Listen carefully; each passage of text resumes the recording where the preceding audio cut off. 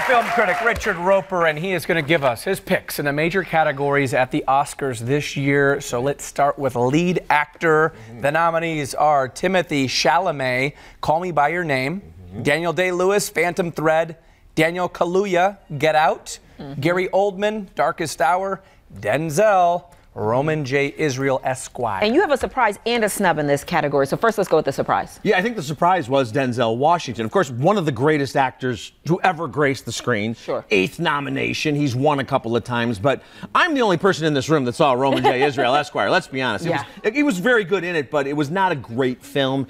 This was something that nobody was talking about. Everybody thought that James Franco would be nominated for The Disaster Artist. Just a couple of weeks ago, he won the Golden Globe for Best Actor for The Disaster Artist. But guys, this morning, as they were announcing the Oscar nominations, our friends at Good Morning America were running an interview with 2 women claiming inappropriate behavior by James Franco. And when I saw that, I thought, you know, he's not going to get nominated. And so that's the big snub. And we got to stress, of course, these are just stories. These are allegations. He hasn't been charged with anything.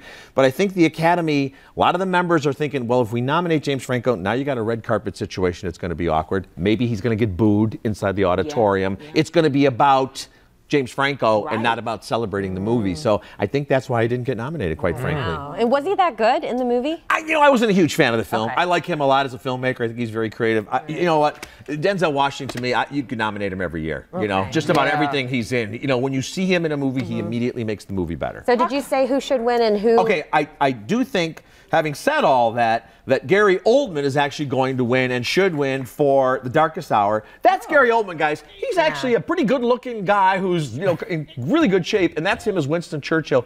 3.5 hours in the makeup chair every morning, and he just became Winston Churchill. Great performance. And, of course, the Academy loves the Brits, and they love the biopics of the famous people. So there. Okay, all right. So lead actress, the nominees are Sally Hawkins for Ryan's favorite, The Shape of Water, Frances McDormand, 3 Billboards, Margot Robbie, I, Tonya, Saoirse Ronan, Lady Bird, and Meryl Streep for The Post. Let me guess, Meryl Streep, who should win, who will win? Well, I'll tell you, 21 nominations for Meryl Streep. It's my contention that she's been nominated some years when she didn't even have a movie out. People just go, oh, we got to nominate her anyway. Right. But I actually think it's Frances McDormand's year, guys, for 3 Billboards. Will and should win.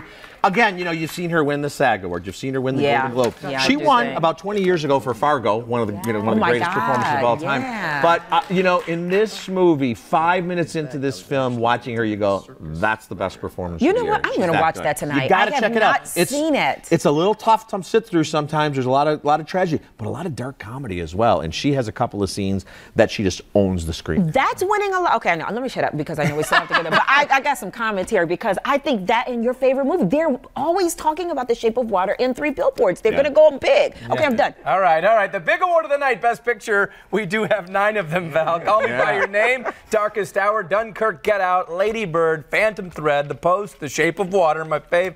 3 Billboards outside Ebbing, Missouri.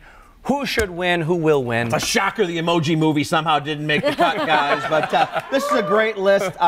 I do think 3 Billboards will win, and I do think it should win. It's the best picture of the year. Really? Very solid list of nominees. And as Ryan mentioned, there's 9 this year, which means the prospects for an upset are there because the votes are going to be split. So a movie like Get Out or Lady Bird could sneak in there. You don't need the majority of the votes. You just need to get 1 more than everybody else. But I still think 3 Billboards is the film to beat. Yeah, Get Out, is that your dark horse? That is. Yeah, I tell you, there's a lot of goodwill. You know what Hollywood loves about Get Out? The fact that it's, first of all, a very talented filmmaker. Also, it cost $4 million to make it. It made $200 million. And Hollywood's favorite color is green.